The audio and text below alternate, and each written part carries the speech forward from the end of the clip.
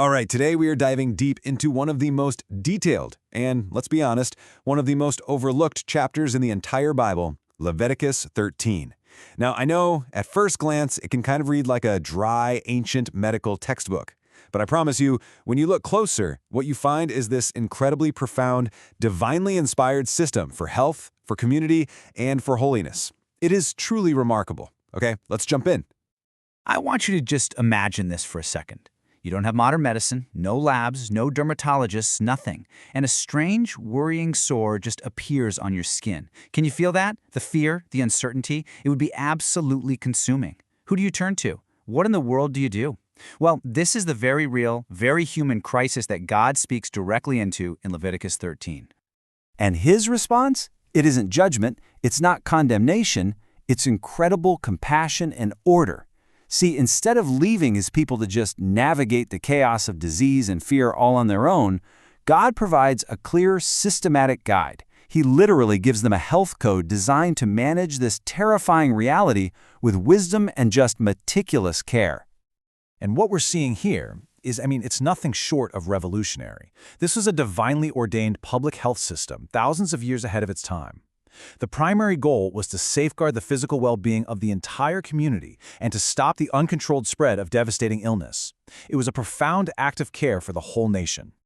Now, right at the heart of this whole system is the priest, but you have to understand, his role here isn't mystical or magical, it's diagnostic.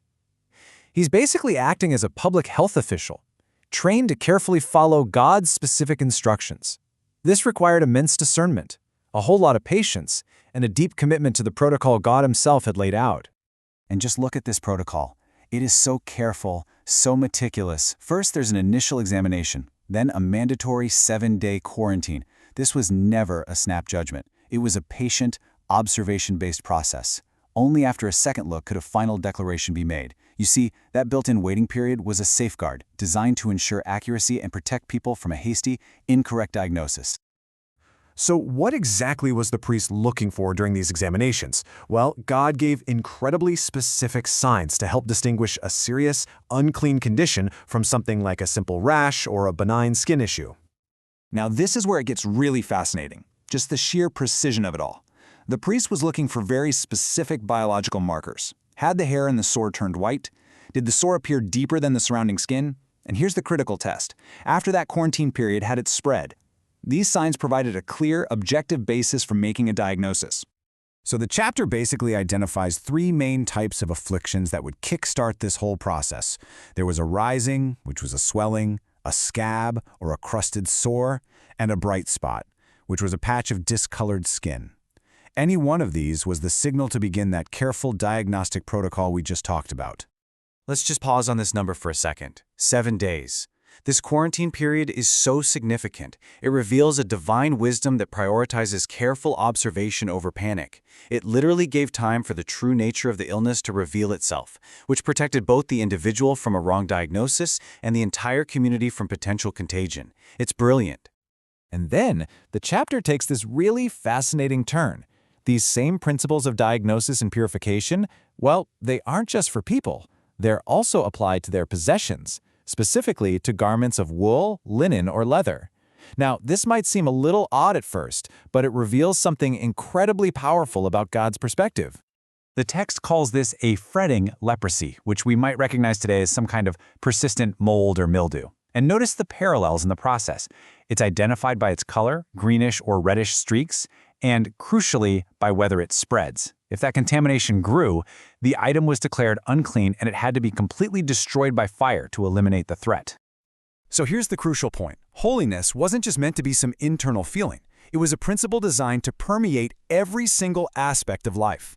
God was teaching his people that purity, both physical and spiritual, mattered everywhere, from their own bodies all the way down to the clothes on their backs.